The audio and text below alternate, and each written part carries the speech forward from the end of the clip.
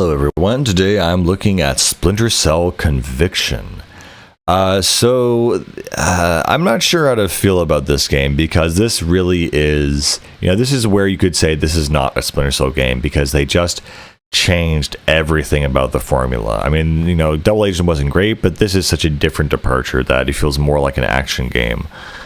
So they do this whole thing now where Fisher is now also an old man. I don't know, I call this the old man era of Ubisoft because they also had Ezio Auditore, who became an old man in Revelations, and they still got it somehow.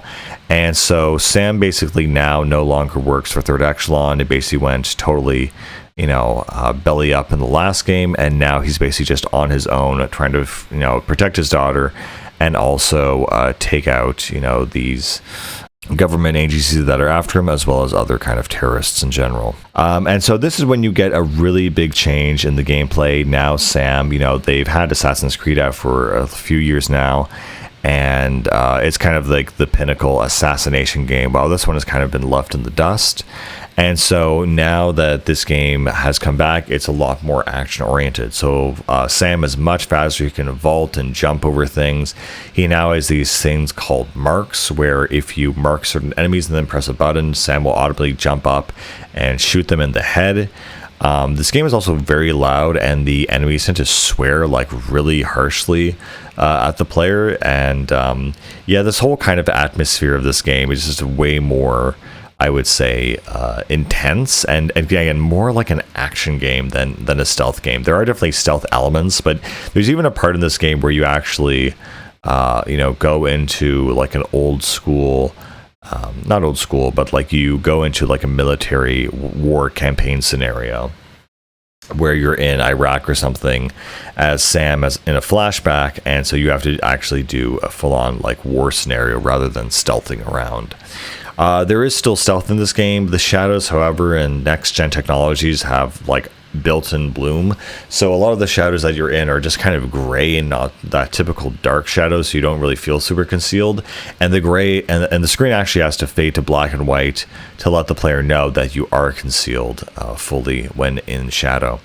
They also do this other thing where they have font and objectives appear like in the world on screen on the walls.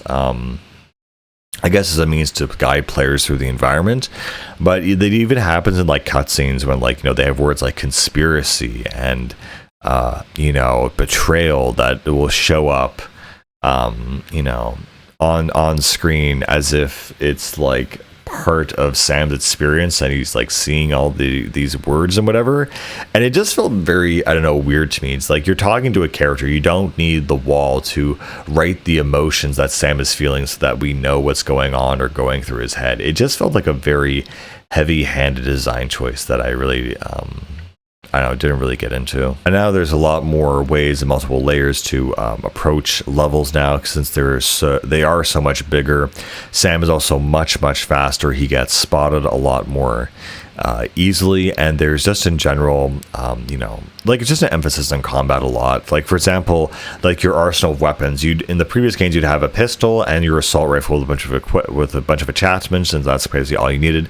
Now you can buy like MP5s and machine pistols and a series of a lot of other things. They've also had the sort of like machine guns and shotguns. So obviously it's changed a lot, and this is where I really think, honestly, Splinter Cell kind of fell off the horse.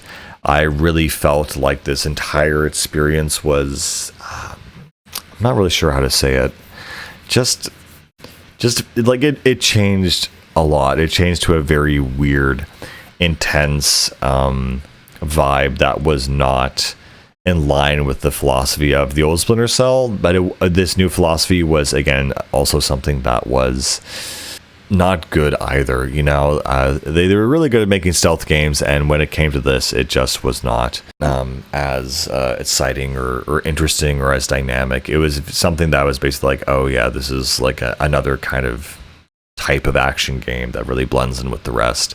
Even though it has its own unique mechanics, I never really fully enjoyed this thing. And again, Sam's main objective, again, is basically defending his daughter and taking on, the government agencies that essentially betrayed him and ratted him out.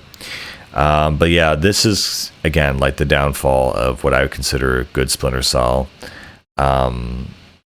I just never really vibed with it really after this game. And they released Blacklist, and I was like, okay, cool. They have like another game, and it just felt like, I don't know, the story didn't really matter, and we are just kind of doing our own thing. And, you know, Sam, you know, he can just like jump and climb on all the walls, and he's basically like Nathan Drake from Uncharted and this kind of thing.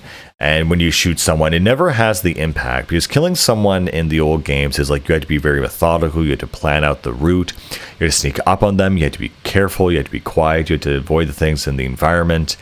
And here, just like, okay, go crazy, you know, just like kill as many guys as you want, it doesn't matter. And so that kind of weight and meaning to all of your actions and how you interact with the game just feels a lot less, frankly.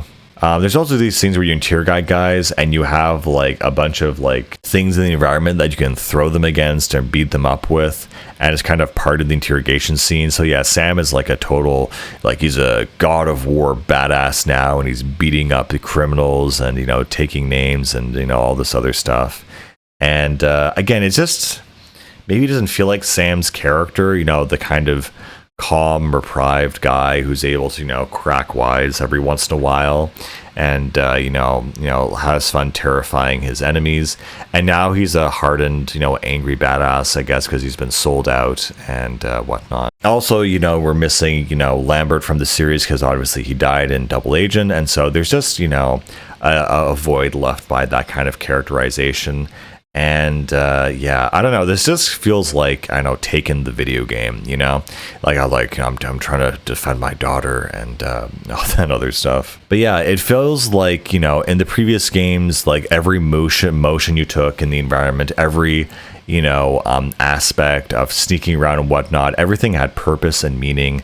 And now in this game, it just kind of like, you know, just run around the environment, go crazy. You know, make an action game.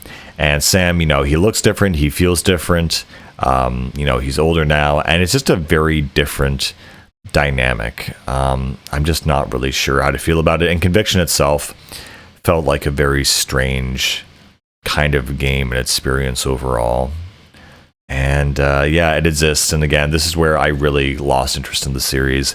And yeah, it just was never the same. I never really felt essentially impelled to really get back into Splinter Cell, because it just seemed like more of the same, really much a gameplay focus. You know, it was more fantastical and not really, it totally lost the atmosphere of the first games, and just changed it out for a very sleek, flashy action game where it feels like none of your actions really matter. It just kind of, you know, go crazy and shoot up as much stuff as you can. Kind of thing. So yeah, there's sadly not much else to say about this game or this series. I tried the other games, but I could never really get into them, and they have this whole thing where, oh no, Sam, you can play like 3 different styles now, depending on what you do. But it was almost like a step back into the story atmosphere. It's like, okay, well, you know, you're gonna go on this mission, and it's gonna kind of be like whatever, but there's nothing about it that's inherently interesting or compelling. The writing is worse, the acting is, you know, kind of worse, whatever. I just felt no connection with these new games whatsoever. And so yeah, as sad as I am about that, this is kind of where it all started. So with all that being said, I think that's it. I'll say for this game, I really can't recommend it. It's a very average game nowadays, and just not part of the identity of Splinter Cell at all. Anyway guys, I'll see you later. Bye bye.